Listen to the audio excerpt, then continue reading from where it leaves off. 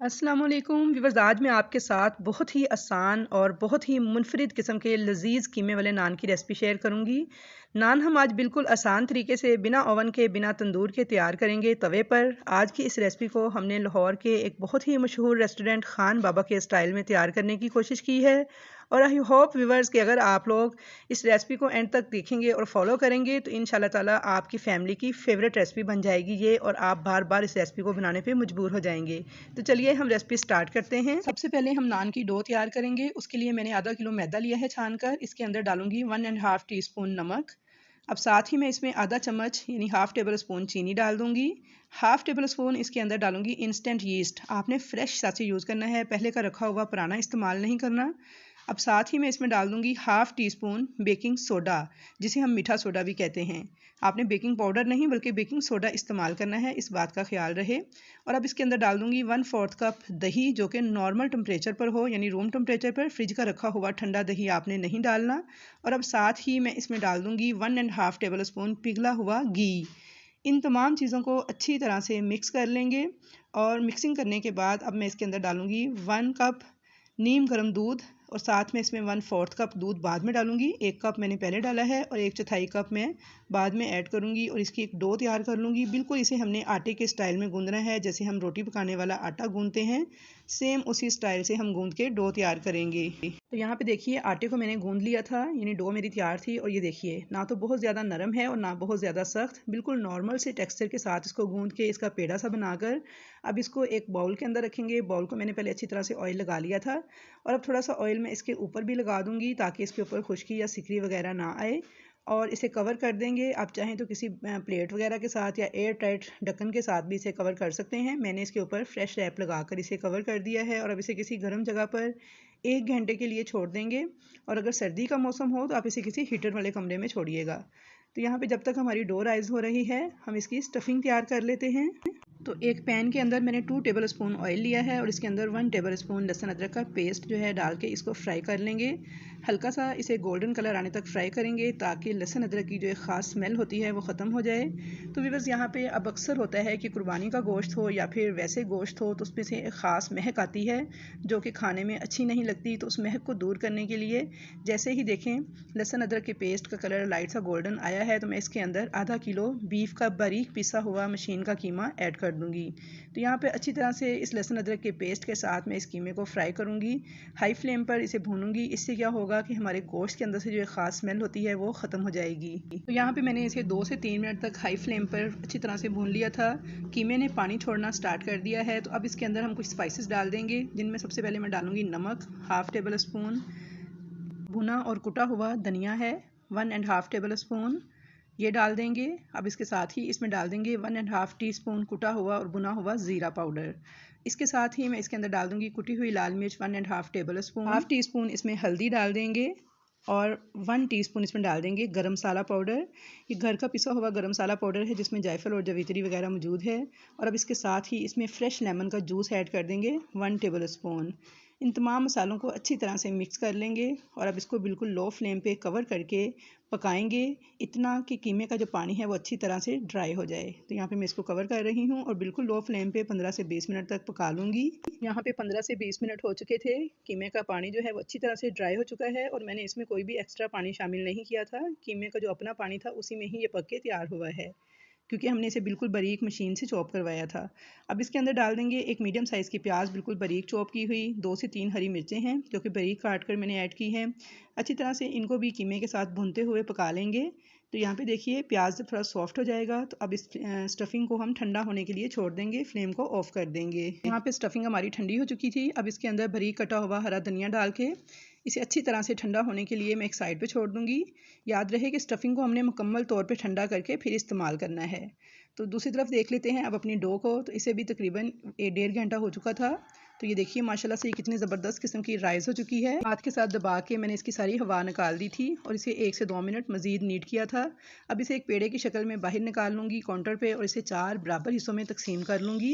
यानी हमारे आधा किलो मैदे से 4 ज़बरदस्त किस्म के कीमे वाले नान बन के तैयार होंगे। अब इन चारों के मैं पेड़े बना के इन्हें कवर करके थोड़ी देर रेस्ट के लिए रख दूँगी ताकि ये फूल जाएँ। और यहाँ पर मैंने ली है 1 अदद अंडे की जर्दी और इसके अंदर डालूँगी 3 से 4 चम्मच दूध। अच्छी तरह से मिक्स करके इसको एक साइड पर रखूँगी। इसे हम नान बनाते वक्त इस्तेमाल करेंगे।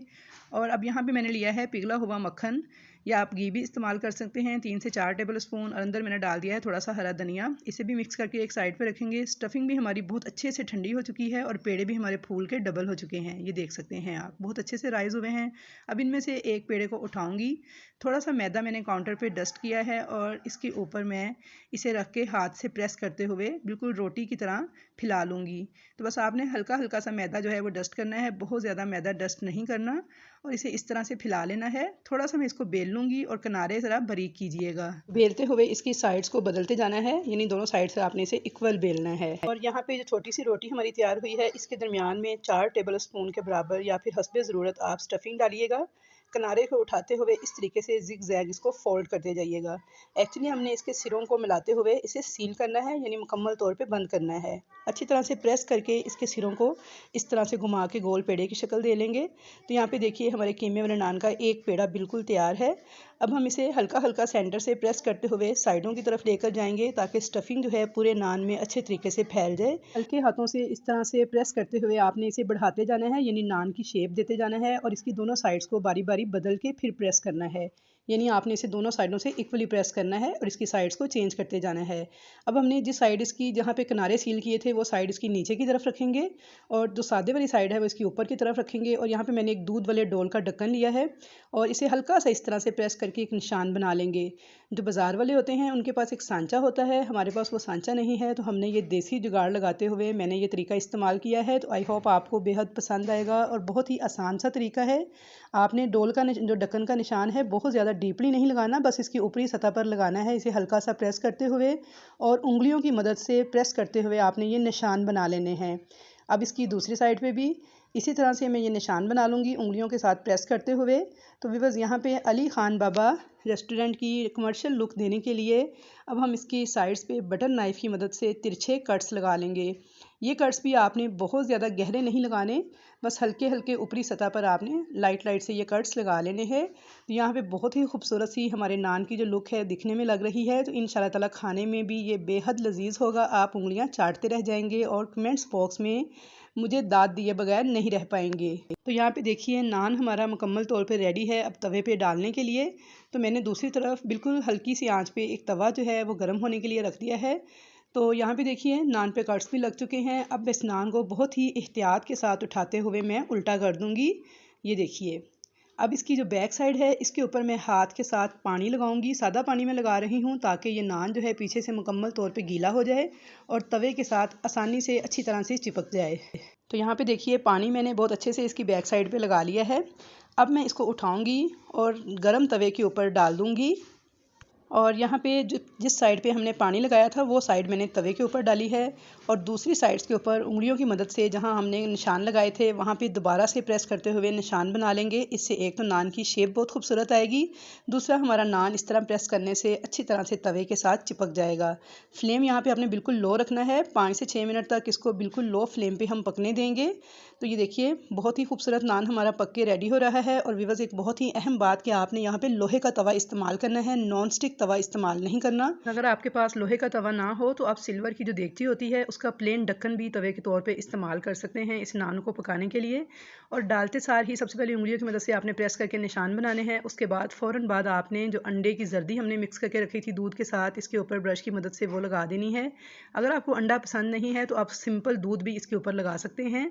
और अब इसके ऊपर छिड़क देंगे थोड़े से सफ़ेद तिल और इसको लो फ्लेम पे पकने देंगे 5 से 6 मिनट तक। फ्लेम को आपने तेज़ नहीं करना, बिल्कुल लो फ्लेम पे इस नान को पकने देना है ताकि अच्छी तरह से ये तवे के साथ चिपक जाए। यहाँ पे नान हमारा बहुत अच्छे से बिल्कुल लो फ्लेम पे 5 से 6 मिनट तक पक रहा था।